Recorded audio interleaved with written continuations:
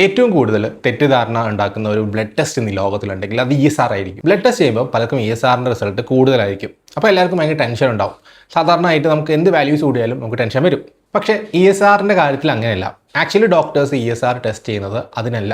എന്നിട്ടും നിങ്ങൾ ഈ ടെസ്റ്റ് ചെയ്യുന്നുണ്ട്, ഡോക്ടേഴ്സ് ഇത് എഴുതുന്നുണ്ട്, നിങ്ങളെ പൈസ കളയാനാണ്? അല്ല, അതിനൊരു കാരണമുണ്ട്. അത് മനസ്സിലാക്കാൻ നമുക്ക് ഈ കോയിൻസ് വെച്ച് ESR എന്താണെന്ന് മനസ്സിലാവണം. സോ ഈ രണ്ട് കോയിൻസ് RBC എന്നാണെന്ന് വിചാരിക്കുക. ഇത് രണ്ടും ഒട്ടുപിടിക്കില്ല. അങ്ങനെ ഓരോന്നോരോന്നായിട്ട് നിൽക്കുക. ഇതിനൊരു റിപ്പൽഷൻ ഉണ്ടെന്ന് വിചാരിക്കുക. എന്തെങ്കിലും മാഗ്നറ്റ് പോലെ രണ്ടും അങ്ങോട്ടും ഇങ്ങോട്ടും റിപ്പൽ ചെയ്യുന്നുണ്ട് വിചാരിക്കുക. കാരണം RBCൻ്റെ ഓരോ സൈഡും നെഗറ്റീവ് ചാർജ്ഡ് ആയിരിക്കും.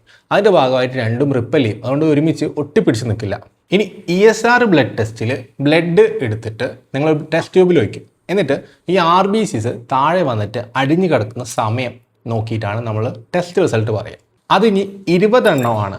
20 RBCs ആണ് ഒരു മണിക്കൂറിനുള്ളിൽ താഴെ വന്നിങ്ങനെ അടിഞ്ഞു കിടക്കുന്നുണ്ടെങ്കിൽ അതിൻ്റെ അർത്ഥം 20 mm/h എന്നാണ്. അത് 50 ആണെങ്കിൽ 50 mm/h ആയി മാറും. നോർമൽ ESR റേഞ്ച് ഓരോരുത്തർക്കും ഓരോ പോലെ ആയിരിക്കും ഉണ്ടാവുക. പുരുഷന്മാരിലും സ്ത്രീകളിലും വ്യത്യസ്തമായിരിക്കും. ഓരോ ഏജ് ഗ്രൂപ്പിലും വ്യത്യസ്തമായിരിക്കും. ESR സാധാരണഗതിയിൽ 15 വരെയാണ് നോർമലായിട്ട് നമ്മൾ കാണുന്നത്, അതായത് പുരുഷന്മാരിൽ. സ്ത്രീകളിൽ അത് 20 ആണ്. ഇതെല്ലാം 50 വയസ്സിന് താഴെയുള്ള ആളുകളുടെ കാര്യമാണ് പറയുന്നത്. ഇനി 50 വയസ്സിന് മുകളിലാവുമ്പോൾ പുരുഷന്മാരിൽ 20-ൽ താഴെയോ സ്ത്രീകളിൽ 30-ൽ താഴെയോ ആണ് നോർമലായിട്ട് നമ്മൾ കണക്കാക്കുന്നത്. നിങ്ങളുടെ ESRന്റെ വാല്യൂ 20-ൽ താഴെയാണെങ്കിൽ നിങ്ങൾക്ക് ഇൻഫ്ലമേഷൻ ഒന്നുമില്ല, നിങ്ങൾ നോർമലാണ്. ഇനി 20 മുതൽ 40 വരെയാണെങ്കിൽ എന്തോ ഒരു അസുഖം നിങ്ങളുടെ ശരീരത്തിൽ, അതായത് എന്തോ ഒരു ഇൻഫ്ലമേഷനോ ഇൻഫെക്ഷനോ നിങ്ങളുടെ ശരീരത്തിൽ സ്റ്റാർട്ട് ചെയ്തിട്ടുണ്ട് എന്നതൊരു ചെറിയൊരു സൂചനയാണ്. ഇനി 40 മുതൽ 60 വരെ ഇൻഡിക്കേറ്റ് ചെയ്യുന്നത് നിങ്ങളുടെ ശരീരത്തിൽ ആക്റ്റീവായിട്ടുള്ള എന്തോ ഒരു ഇൻഫെക്ഷൻ ഉണ്ട്. അപ്പോൾ അത് സ്റ്റാർട്ട് ചെയ്ത് അത് കുറച്ചും കൂടെ വലുതാവുന്നുണ്ട് എന്നതിൻ്റെ ലക്ഷണമാണ്. 60 മുതൽ 100 വരെയാണെങ്കിൽ നിങ്ങൾക്ക് കാര്യമായ എന്തോ ഒരു ഇൻഫ്ലമേഷൻ ഉണ്ട്. അതിപ്പോൾ എന്തെങ്കിലും ഇൻഫെക്ഷൻ ആയിരിക്കാം, അലർജി ആയിരിക്കാം, ആർത്രൈറ്റിസ് പോലുള്ള പ്രശ്നങ്ങളായിരിക്കാം, അതും അല്ലെങ്കിൽ റെസ്പിറേറ്ററി ഡിസീസസ് ആയിരിക്കാം. എന്തായാലും ആ ഇൻഫ്ലമേഷൻ അല്ലെങ്കിൽ ആ ഇൻഫെക്ഷൻ ഭയങ്കരമായിട്ട് കൂടുന്നുണ്ട് എന്നതിൻ്റെ ഒരു ലക്ഷണമാണ് 60 മുതൽ 100. ഇനി 100ൻ്റെ മുകളിലാണെങ്കിൽ നിങ്ങൾക്ക് കാര്യമായ എന്തൊരു ഇൻഫ്ലമേഷൻ ഉണ്ട്. മാത്രമല്ല നിങ്ങൾ ശ്രദ്ധിക്കേണ്ട ഒരു സമയം ഇതാണ്. 100ന് മുകളിൽ അധികം നിൽക്കുന്നത് അത്ര നല്ലതല്ല. കാര്യമായ എൻ്റെ അസുഖം, ഒരുപാട് കാലമായിട്ടുള്ള പ്രശ്നങ്ങൾ, അതേപോലെ തന്നെ പെട്ടെന്ന് തന്നെ പ്രോഗ്രസ് ചെയ്യുന്ന എന്തെങ്കിലും അസുഖങ്ങളൊക്കെയാണ് നിങ്ങൾക്ക് 100ന് മുകളിൽ ESR കാണുന്നുള്ളത്. ശ്രദ്ധിക്കുക, ഇവിടെ ഞാൻ പറഞ്ഞ പോലെ തന്നെ ഇതൊക്കെ നമുക്ക് ചെറിയൊരു ഇൻഫ്ലുവൻസ് അല്ലെങ്കിൽ ചെറിയൊരു കാര്യം മനസ്സിലാവുന്നുള്ളൂ. ESR ഒരു ഡയഗ്നോസ്റ്റിക് ടെസ്റ്റ് അല്ല. നിങ്ങളത് മറ്റ് ടെസ്റ്റുകളുടെ കൂടെ, ഉദാഹരണം C റിയാക്റ്റീവ് പ്രോട്ടീൻ പോലുള്ള ടെസ്റ്റുകളുടെ കൂടെ വായിക്കുകയാണെങ്കിൽ നിങ്ങൾക്ക് കൃത്യമായിട്ട് എന്തെങ്കിലും പ്രശ്നമുണ്ടോ എന്നുള്ള കാര്യം നിങ്ങൾക്ക് മനസ്സിലാക്കാൻ പറ്റും. അപ്പം അത്തരം ടെസ്റ്റുകളുടെ കൂടെ മാത്രമേ നമുക്ക് ESRനെ ഡയഗ്നോസ്റ്റിക് വാല്യൂവിൽ വായിക്കാൻ പറ്റുള്ളൂ. ഈ റേഞ്ചസിലേക്ക് ചെറിയ ചെറിയ ചേഞ്ചസ് അങ്ങോട്ടോ ഇങ്ങോട്ടോ ഉണ്ടാവാറുണ്ട്. പക്ഷെ ഇതാണ് നമ്മൾ സ്റ്റാൻഡേർഡ് ആയിട്ട് നോർമലായിട്ട് കണക്കാക്കുന്ന ഒരു വാല്യൂ. ഇനി ഈ രണ്ട് കോയിൻസ് RBCs നിങ്ങൾ ഒട്ടിച്ച് വെച്ചാലോ? ഒട്ടിച്ച് വെച്ചാൽ ഇത് ഇങ്ങനെ വെള്ളത്തിലേക്ക് ഇടുമ്പോൾ പെട്ടെന്ന് താഴത്തേക്ക് വീഴില്ലേ? നേരത്തെ കണ്ട വെള്ളത്തിൽ വീഴുന്ന സിംഗിളായിട്ട് വീഴുന്നതിനെക്കാട്ടും സ്പീഡിൽ രണ്ടെണ്ണം ഒട്ടിച്ച് വെച്ചാൽ വീഴും. കാരണം ഗ്രാവിറ്റിയാണ്. പക്ഷേ നേരത്തെ ഞാൻ പറഞ്ഞ RBCsയുടെ ബേസിസ്, അതായത് രണ്ട് മാഗ്നറ്റ്സ് റിപ്പൽ ചെയ്യുന്ന RBCs ആണെങ്കിൽ അതെങ്ങനെ ഒട്ടിപ്പിടിക്കും? എന്തെങ്കിലും അസുഖത്തിൻ്റെ ഭാഗമായിട്ട് ഇൻഫ്ലമേഷൻ ഉണ്ടായിക്കഴിഞ്ഞാൽ, അതായത് എന്തെങ്കിലും ഇൻഫെക്ഷൻ ഒക്കെ ഉണ്ടായിക്കഴിഞ്ഞാൽ നമ്മുടെ ലിവർ ബ്ലഡിലേക്ക് കുറച്ച് പ്രോട്ടീൻസിനെ ഉണ്ടാക്കി വിടും. ഫിബ്രിനോജൻസ്, ഇമ്മ്യൂണോഗ്ലോബുലിൻസ്, പ്ലാസ്മ പ്രോട്ടീൻസ് എന്നൊക്കെയാണ് ഇതിൻ്റെ പേരുകൾ. ഈ പ്രോട്ടീൻസ് പോസിറ്റീവ് ചാർജാണ്. ഇത് RBCയുടെ മുകളിലുള്ള നെഗറ്റീവ് ചാർജിനെ ന്യൂട്രലൈസ് ചെയ്യും. അങ്ങനെ രണ്ട് RBCs ഒട്ടിപ്പിടിക്കുക അല്ലെങ്കിൽ അടുത്തേക്ക് വന്ന് തൊട്ട് നിൽക്കുന്ന സിറ്റുവേഷൻസ് ഉണ്ടാവുന്നുണ്ട്.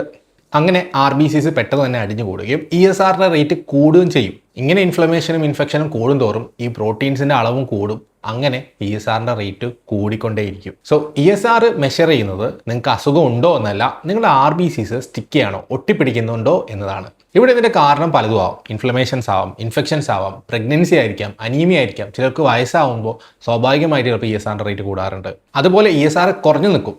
അതിൻ്റെ അർത്ഥം നിങ്ങൾക്ക് അസുഖം ഉണ്ട് എന്നുമല്ല. ചില പേഷ്യൻസിൽ ESRന്റെ അളവ് കറക്റ്റ് ആയിരിക്കും, പക്ഷേ RBCൻ്റെ അളവ് വളരെ കൂടുതലായിരിക്കും. RBCൻ്റെ അളവ് കൂടുന്നത് വളരെ നല്ലതല്ല. അതുപോലെ തന്നെ RBCൻ്റെ ഷേപ്പിൽ പ്രശ്നങ്ങൾ ഉണ്ടാകുന്ന സിക്കിൾ സെൽ അനീമിയ പോലുള്ള പ്രശ്നങ്ങളിലും ESRന്റെ റേറ്റ് കുറവായിരിക്കും. സോ ESR കൂടുന്നതുകൊണ്ട് നിങ്ങൾ പെട്ടെന്ന് പാനിക് ആവേണ്ട ആവശ്യമില്ല. പക്ഷേ ESR കൂടുമ്പോൾ നിങ്ങൾ ശ്രദ്ധിക്കേണ്ടത് നിങ്ങളുടെ ബോഡിയിൽ മറ്റെന്തെങ്കിലും അസുഖങ്ങളുണ്ടോ, എന്തെങ്കിലും ഇൻഫർമേഷൻസ് ഉണ്ടോ, എന്തെങ്കിലും ഇൻഫെക്ഷൻസ് ഉണ്ടോ, അങ്ങനെ എന്തെങ്കിലും പ്രശ്നങ്ങളുണ്ടോ എന്ന് ശ്രദ്ധിക്കേണ്ടതാണ് നിങ്ങൾ ആദ്യം ചെയ്യേണ്ടത്. അതായത് അതിന് കാരണമായ എന്തെങ്കിലും അസുഖമോ അസുഖ ലക്ഷണമോ നിങ്ങൾക്കുണ്ടെങ്കിൽ നിങ്ങൾ വേഗം തന്നെ അതിൻ്റെ കൂടെ തന്നെ ESR ടെസ്റ്റ് ചെയ്യുന്നതിൻ്റെ കൂടെ തന്നെ C റിയാക്റ്റീവ് പ്രോട്ടീൻ പോലുള്ള ടെസ്റ്റ് ഉണ്ട്, അതും കൂടെ ഡോക്ടറിന് അഡ്വൈസ് ഉണ്ടെങ്കിൽ നിങ്ങൾ ചെയ്യുകയാണെങ്കിൽ അങ്ങനെ നിങ്ങൾക്ക് കൃത്യമായിട്ട് എന്തെങ്കിലും അസുഖത്തിൻ്റെ ഭാഗമായിട്ടാണോ ഇതുള്ളതെന്ന് മനസ്സിലാക്കാൻ പറ്റുള്ളൂ. അല്ലാതെ ESR കൂടുന്നത് മാത്രം ഒരു അസുഖമല്ല.